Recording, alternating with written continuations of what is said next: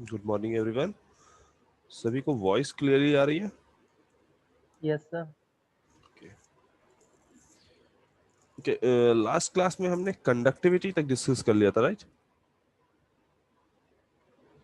या कुछ और डिस्कस कर रहे थे हम लोग?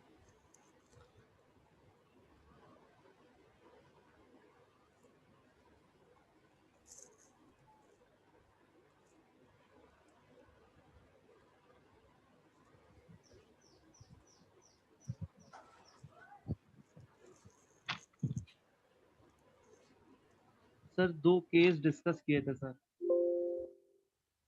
ओके, हाँ, कंडक्टिविटी के हमने 2 केस डिस्कस किए थे, ठीक है। Yes sir.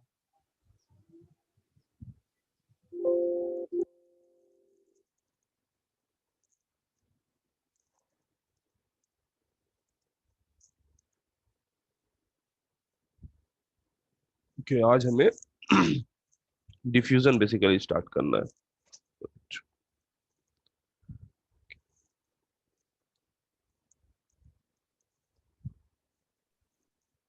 Roll number 68, Neha.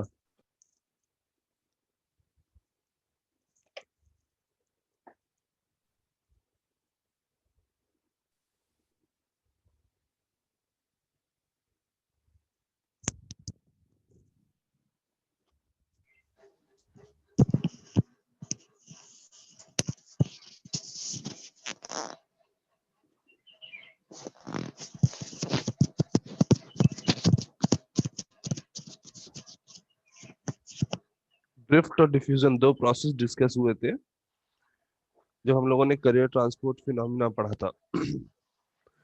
तो उसमें डिफ्यूजन क्या था?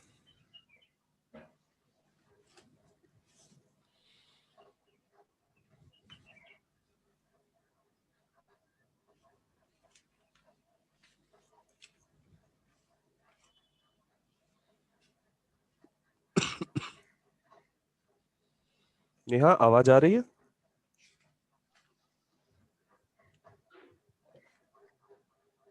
Okay.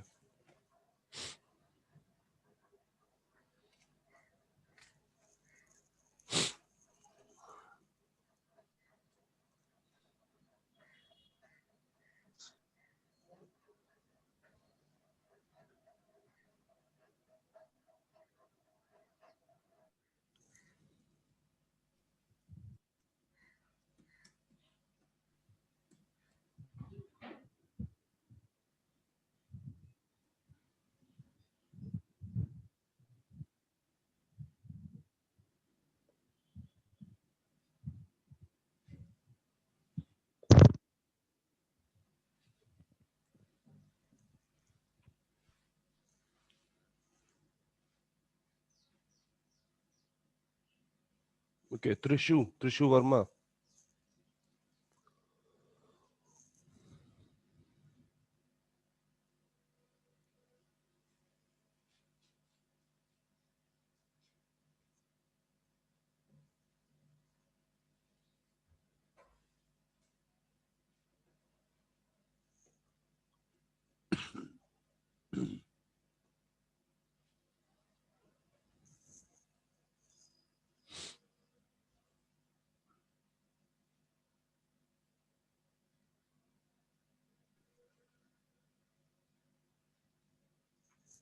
Saumya Srivastava, roll number 90। हाँ बेटा, डिफ्यूजन क्या होता है? movement of electron and hole with no external resistance provided, और वो basically higher concentration to lower concentration. Okay okay.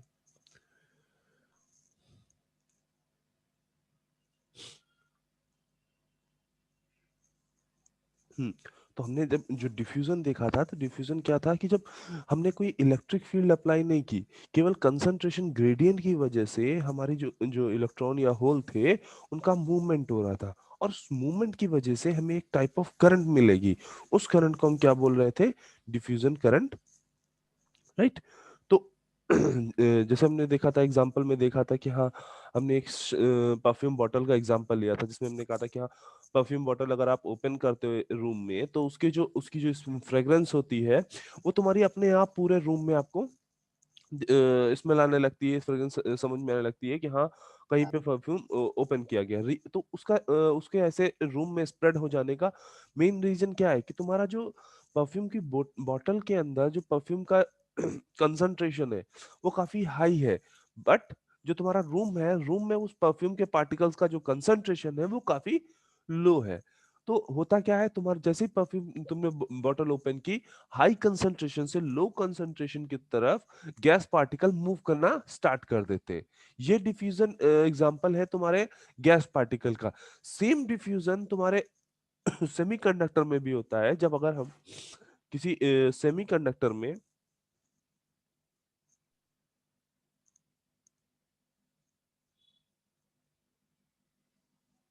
हाँ, जब हम कभी किसी सेमीकंडक्टर में अगर हम कुछ डोपिंग इस तरीके से करें, स्क्रीन अभी सबको विजिबल है ना? Yes sir. ये हमारा सेमीकंडक्टर बार है, उसमें एक साइड पे हम डोपिंग हाई करें, या डोपिंग हमारी कुछ इस तरीके से है कि डोपिंग का जो वेरिएशन है वो एक्स डायरेक्शन, मान लो हमने इसको एक्स डायरेक्शन माना है, एक्स डायरेक्शन में या किसी एक पर्टिकुलर डायरेक्शन में, मे बी हो सकता है वो वर्टिकल हो, मे बी हॉरिजॉन्टल हो, मे बी उसकी लेंथ के अकॉर्डिंग वो जो मूव पोजीशन वेरिएशन हो रहा हो, या किसी भी तरीके से हो रहा, मीनिंग हमें टोटल में देखना क्या है कि तुम्हारे सेमीकंडक्टर में जो कंसंट्रेशन का वेरिएशन होना चाहिए, मीनिंग कुछ जगहों पे ज्यादा और एक जगह पे कम। लाइक हमने यहाँ पे मान लिया है कि ए पॉइंट जो है, ए पॉइंट से बी पॉइंट की तरफ हम जब जा रहे हैं तो हमारा जो कंसंट्रेशन ऑफ इलेक्ट्रॉन या कंसंट्रेशन ऑफ होल जो है वो डिक्रीज कर रहा है। ए साइड पे काफी ज्यादा है, फिर जैसे जैसे ए साइड से बी साइड की तरफ बढ़ रहे हैं वैसे वैसे हमारा कंसंट्रेशन जो है वो डिक्रीज करता जा रहा है।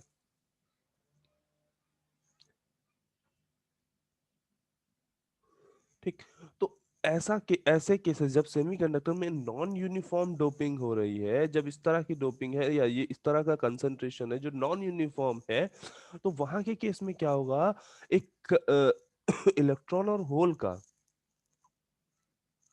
फ्लो होगा ड्यू टू डिफ्यूजन। और ये डिफ्यूजन क्या कह रहा है कि हाई कंसंट्रेशन से लो कंसंट्रेशन की ओर इलेक्ट्रॉन और होल का फ्लो होगा। मतलब कंसंट्रेशन ग्रेडियंट की वजह से इलेक्ट्रॉन और होल का एक मूवमेंट हो रहा है, उस मूवमेंट की वजह से करंट जनरेट हो रही है। तो जो ये मूवमेंट का फिनोमिना है, ये फिनोमिना हाई कंसंट्रेशन से लो कंसंट्रेशन की तरफ होता है, एंड इस फिनोमिना को हमने क्या बोला है, डिफ्यूजन बोला है। और इस फिनोमिना से जनरेट होने वाली जो करंट है वो क्या कहला रही है, डिफ्यूजन करंट। राइट।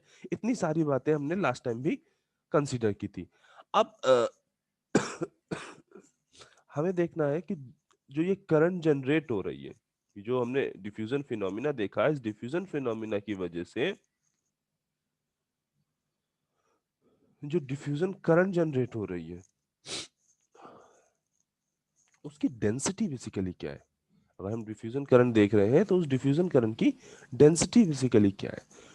तो उसके लिए हमने अज्यूम किया कि इनिशियली ये तो हम जानते हैं कि अगर हम एक एन टाइप सेमीकंडक्टर ले या एक पी टाइप सेमीकंडक्टर ले, उसमें इलेक्ट्रॉन भी अवेलेबल होंगे और उसमें होल्स भी अवेलेबल होंगे। बट हम अभी अपनी कैलकुलेशन के लिए, क्योंकि हम केवल एक बार कैलकुलेशन केवल इलेक्ट्रॉन के रिस्पेक्ट में करना चाह रहे हैं, तो हम कुछ देर के लिए अज्यूम कर रहे हैं कि हमारा जो ये सेमीकंडक्टर बार है, उस सेमीकंडक्टर बार में अभी केवल इलेक्ट्रॉन्स हैं।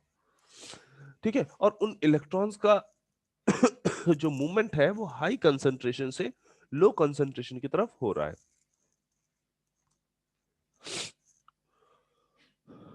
और ये जो मूवमेंट है इलेक्ट्रॉन का, ये मूवमेंट रैंडमली है। रैंडम है मीनिंग क्या है कि जैसे इनको कोई कहीं से कुछ एनर्जी मिल रही है, या हाई कंसंट्रेशन से लो कंसंट्रेशन की जब तरफ जब ये मूव कर रहे हैं, तो इन इन इनका कोई मतलब ये फिक्स पैटर्न नहीं है कि किस तरफ ये मूव करेंगे या कैसे मूव करेंगे। राइट। तो यहाँ पे रैंडम इलेक्ट्रॉन के रैंडमली मूव करने का मतलब ये है कि ये जो एक इलेक्ट्रॉन है, ये वाला, ये इलेक्ट्रॉन लेफ्ट में भी जा सकता है और राइट में भी जा सकता है। अभी हम मान के चल रहे हैं कि तुम्हारा जो मोमेंट ऑफ इलेक्ट्रॉन है केवल हॉरिजॉन्टल हो रहा है, ठीक है। तो अब क्योंकि केवल हॉरिजॉन्टल मोशन की बात हो रही है, तो जब केवल हॉरिजॉन्टल मोशन की बात हो रही है, दैट मींस जब इलेक्ट्रॉन का मूवमेंट अगर हम बोल रहे हैं कि रैंडम हो रहा है, तो मीनिंग ये 1/2 प्रोबेबिलिटी से लेफ्ट में जा सकता है, 1/2 प्रोबेबिलिटी से लेफ्ट में जा सकता है, सेम 1/2 प्रोबेबिलिटी से राइट में भी जा सकता है। मीनिंग उसकी लेफ्ट और राइट जाने की जो प्रोबेबिलिटी है वो 1/2 है। एंड जो ये मूवमेंट होगा इसका जो हमने अजम्पशन किया कि ये केवल हॉरिजॉन्टल में मूव करेगा, वो मूवमेंट जो होगा, इससे देखो ये मेरा एक इलेक्ट्रॉन था, ये इलेक्ट्रॉन लेफ्ट मूव कर सकता था और राइट भी मूव कर सकता था विद द प्रोबेबिलिटी ऑफ 1/2, ठीक है। 50% प्रोबेबिलिटी है कि ये लेफ्ट में जाएगा एंड 50% प्रोबेबिलिटी है ये राइट में जाएगा। इसने जब मूवमेंट स्टार्ट किया तो थोड़ी देर बाद इसको कुछ इमोबाइल आयंस मिले जिनसे इसका कोलिजन हुआ, ठीक है। तो ये जो हमने अजम्पशन लिया है कि इलेक्ट्रॉन जो है वो एक हॉरिजॉन्टल डायरेक्शन में मूव करेगा, ये कब से है, इसने जहां से मूवमेंट स्टार्ट किया और इसका फर्स्ट कोलिजन जहां पे हुआ, ठीक, इस कोलिजन के बाद मे बी इसका डायरेक्शन ये हो जाए। मीनिंग अब यहाँ पे से जब इलेक्ट्रॉन मोशन दोबारा से स्टार्ट कर रहा है कोलिजन के बाद, तो यहाँ पे अब क्या हो रहा है, 50% चांसेस है कि इलेक्ट्रॉन इस साइड इस डायरेक्शन में चला जाए और 50% चांसेस है कि इलेक्ट्रॉन इस तरफ चला जाए, ठीक है। देन अगेन यहाँ पे इसको एक हो सकता है कोई हर्डल मिले, जो मीनिंग इमोबाइल आयन मिले, तो अगेन इसका क्या होगा, फिर से कोलिजन होगा और फिर से ये अपना जो इसका डायरेक्शन ऑफ मूवमेंट है वो चेंज करेगा। तो हम जो बात डिस्कशन कर रहे हैं कि ये जो लेंथ है, फर्स्ट कोलिजन और सेकंड कोलिजन, या ये कहें जो दो कोलिजन्स के बीच में इलेक्ट्रॉन ने लेंथ ट्रेवल की है, उसकी हम बात कर रहे हैं कि अगर उस लेंथ में, उस पर्टिकुलर लेंथ ऑर्डर में अगर हम बात करें अपने इलेक्ट्रॉन की, तो वहां पे उसके लेफ्ट जाने और राइट जाने की प्रोबेबिलिटी जो होगी वो 1/2 होगी। मीनिंग हमारा जो इलेक्ट्रॉन है वो अगर इस लेंथ में, जिसको हम फ्री मीन लेंथ कहते हैं, ठीक है, फ्री मीन लेंथ किसको कहते हैं कि फ्री मीन लेंथ वो लेंथ है जिसमें इलेक्ट्रॉन का फर्स्ट कोलिजन जस्ट कंप्लीट हुआ है और सेकंड कोलिजन अभी तक नहीं हुआ है। मतलब दो कोलिजन्स के बीच का जो लेंथ ट्रेवल कर रहा है इलेक्ट्रॉन, उसको हमने क्या बोला है, फ्री मीन लेंथ। जरूरी नहीं है ये फर्स्ट और सेकंड कोलिजन हो, ये सेकंड थर्ड कोलिजन हो सकते हैं, फोर्थ फिफ्थ कोलिजन हो सकते हैं। मीनिंग दो कोलिजन्स के बीच में जो लेंथ ट्रेवल कर रहा है उसको हम क्या बोल रहे हैं, फ्री मीन लेंथ। और इस दो कोलिजन के बीच में जो वो टाइम लग रहा है उसका, जितना वो टाइम स्पेंड कर रहा है, उसको हम क्या बोल रहे हैं, फ्री मीन टाइम, ठीक है। फ्री मीन लेंथ इलेक्ट्रॉन के केस में ln बार, और इसी तरह से फ्री मीन टाइम इलेक्ट्रॉन के केस में tn बार, राइट।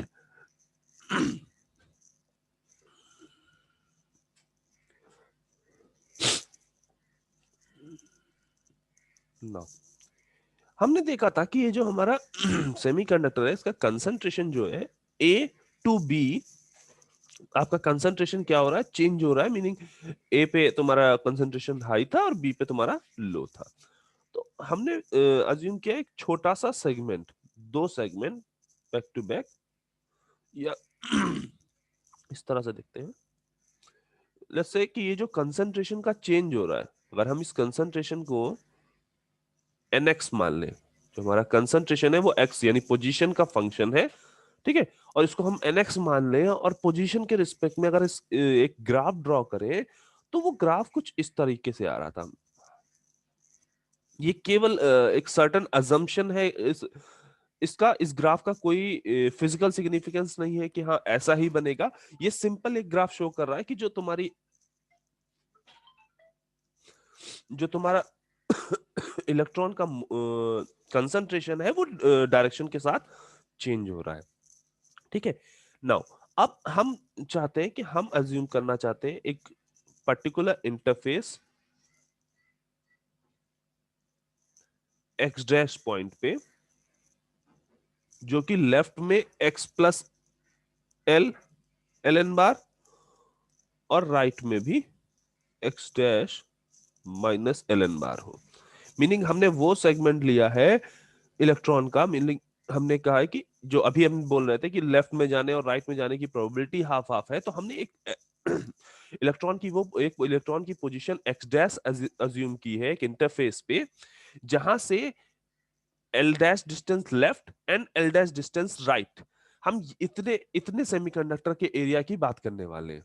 ठीक है, और साथ में हम एक अजम्पशन लेके चल रहे हैं कि ये जो वेरिएशन, इसके ये टैपर्ड शेप में वेरिएशन मिल रहा है, ये टैपर्ड शेप में ना होके ये हमारा स्टेप फंक्शन के शेप में है। मीनिंग ये जो वेरिएशन है वो कुछ इस तरीके से है।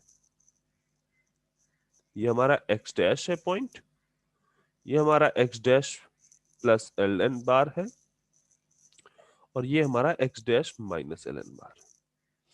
ठीक है, ये हमने सेमीकंडक्टर के कंसंट्रेशन में जो चेंज हो रहा है उसको शो करने वाले ग्राफ का एक पार्ट लिया है। मीनिंग एक पर्टिकुलर एरिया की बात करें, मीनिंग अगर हम सेमीकंडक्टर में इसमें देखें तो लेट्स से ये पॉइंट तुम्हारा एक्स डैश है, और यहां से ये पॉइंट तुम्हारा x dash plus L N bar है, और इसी तरह से ये point x dash minus L N bar है। ठीक है, तो एक छोटा पार्ट, मतलब कंसंट्रेशन ग्रेडियंट को प्रॉपरली स्टडी करने के लिए, उसका इफेक्ट देखने के लिए, उसके इफेक्ट से करंट को कितनी जनरेट हो रही है ये फाइंड आउट करने के लिए हमने एक स्मॉल पार्ट कंसीडर किया है। वो स्मॉल पार्ट कहाँ है? एक्स डैश पर है, और उससे हमने लेफ्ट साइड में फ्री मीन लेंथ कितनी है वो, और जितना उतना ही फ्री मीन लेंथ के बराबर राइट साइड पे हमने उतना पार्ट यहाँ पे कंसीडर किया है। नाउ अब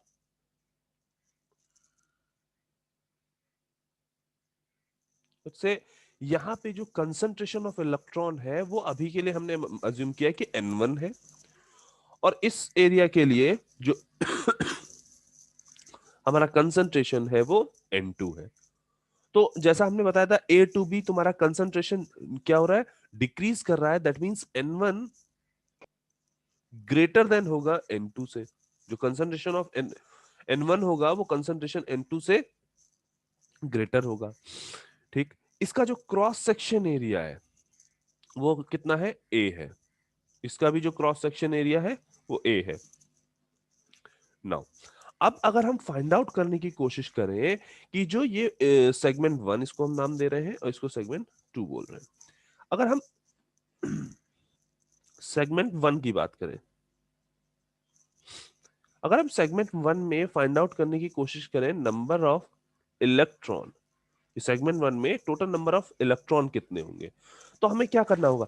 इलेक्ट्रॉन का कंसंट्रेशन मल्टीप्लाई बाई वो उस सेगमेंट का वॉल्यूम, हमें मिल जाएगा कि कितना कितना कितने नंबर ऑफ इलेक्ट्रॉन है। देखो जो तुम्हारा N1 है वो क्या शो कर रहा है? इलेक्ट्रॉन का concentration, meaning number of electron per unit volume. तो अगर हमें total number of electron find out करने हो कि सेगमेंट 1 में टोटल नंबर ऑफ इलेक्ट्रॉन कितने होंगे, तो हम क्या करेंगे? उस वॉल्यूम को इलेक्ट्रॉन कंसंट्रेशन से मल्टीप्लाई कर दे तो हमें क्या मिल जाएगा? Total number of electron in segment 1।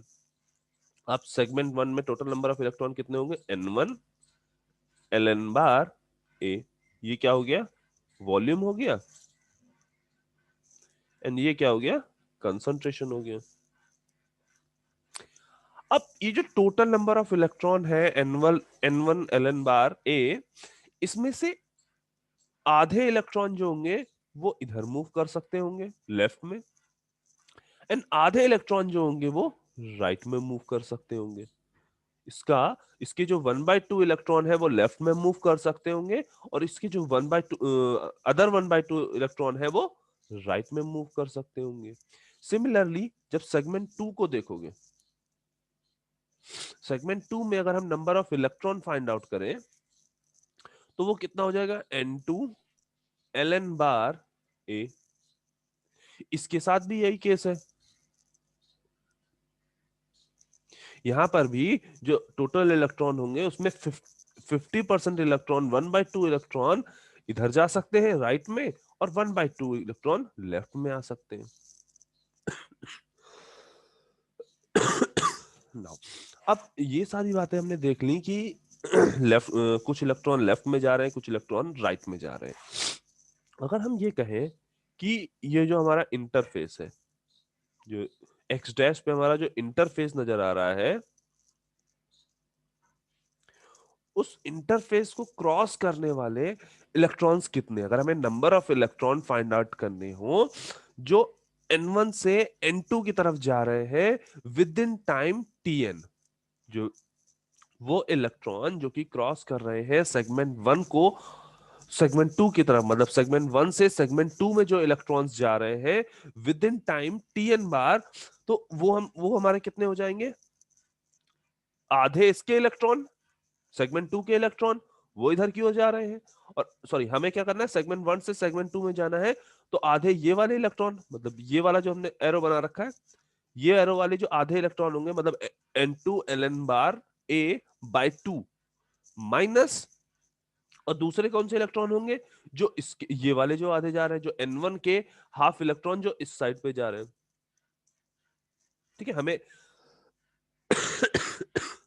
हमें बेसिकली क्या देखना है, n1 से n2 यानी सेगमेंट 1 से सेगमेंट 2 को क्रॉस करने वाले जो इलेक्ट्रॉन होंगे वो कितने, उनका वो कितने कितने होंगे, मतलब नंबर ऑफ इलेक्ट्रॉन जो सेगमेंट 1 से सेगमेंट 2 में जा रहे हैं, right.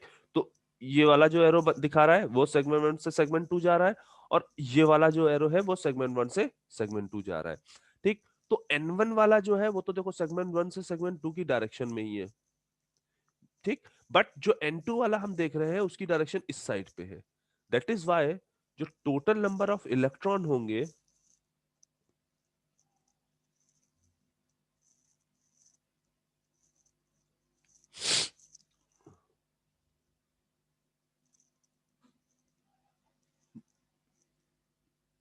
Crossing segment 1 to segment 2, वो कितने हो जाएंगे, n1 a ln बार by 2 minus n2 a ln बार बाय 2, राइट। यहां पे ये वाला माइनस साइन क्यों आया है, क्योंकि देखो n2 वाले की अभी हमने देखा कि डायरेक्शन जो है वो देखो इधर अपोजिट साइड में, मतलब फ्रॉम 2 to 1 है, बट हमें कौन से चाहिए, सेगमेंट को क्रॉस करने वाले दो ही हैं, एक ये एक ये, ठीक, बट ये जो है वो 2 टू सेगमेंट 2 से सेगमेंट 1 की तरफ आ रहा है, इस वजह से हमने उसको माइनस साइन वहां पे लगाया हुआ है, ठीक। तो हमें टोटल नंबर ऑफ इलेक्ट्रॉन तो पता चल गए जो क्रॉस कर रहे हैं सेगमेंट 1 से सेगमेंट 2 में। अब हमें फाइंड आउट करना है कि टोटल नंबर ऑफ इलेक्ट्रॉन अब बेसिकली हमें फाइंड आउट करना है जो तुम्हारा इलेक्ट्रॉन फ्लक्स कितना है, इलेक्ट्रॉन की फ्लक्स डेंसिटी कितनी है इस सेगमेंट में, इलेक्ट्रॉन की फ्लक्स डेंसिटी कितनी है इस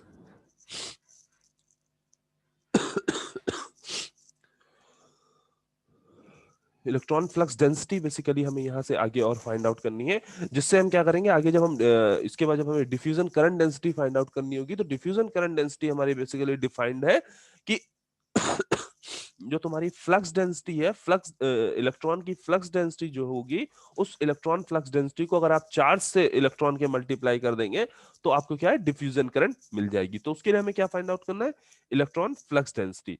बेसिकली इलेक्ट्रॉन फ्लक्स डेंसिटी है क्या, किसी पर्टिकुलर सेगमेंट के लिए, ठीक है, total number of electron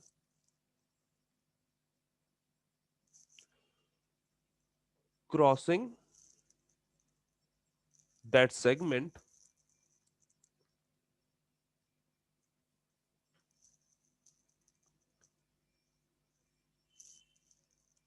per unit area per unit time. अच्छा, ये तो हो गया इलेक्ट्रॉन फ्लक्स डेंसिटी। हमें यहां से ये देखो, ये वाले इक्वेशन से हमने बेसिकली क्या फाइंड आउट कर लिया था कि टोटल नंबर ऑफ इलेक्ट्रॉन जो तुम्हारे क्रॉस कर रहे हैं segment 1 to segment 2 with in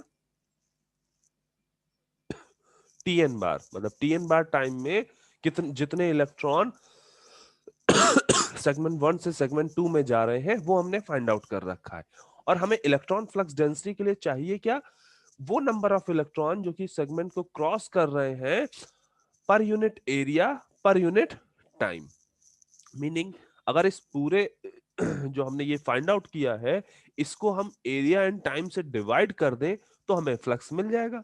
meaning phi N is equal to क्या हो जाएगा, वो N1 minus N2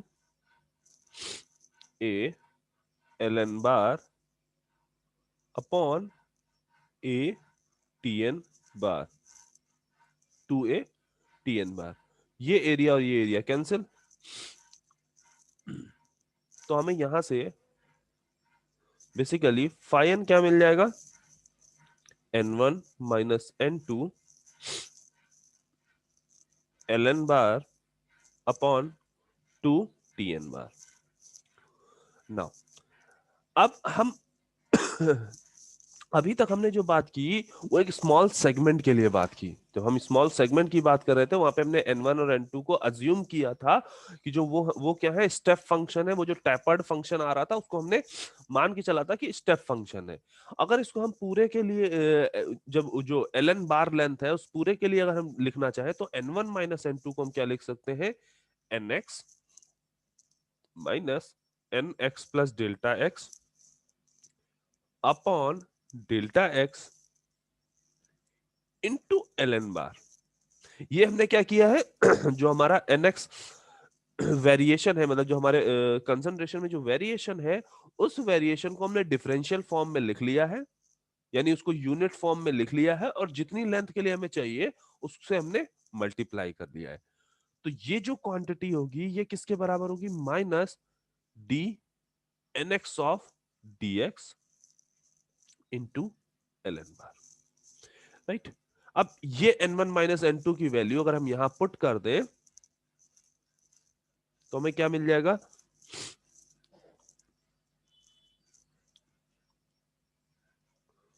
phi N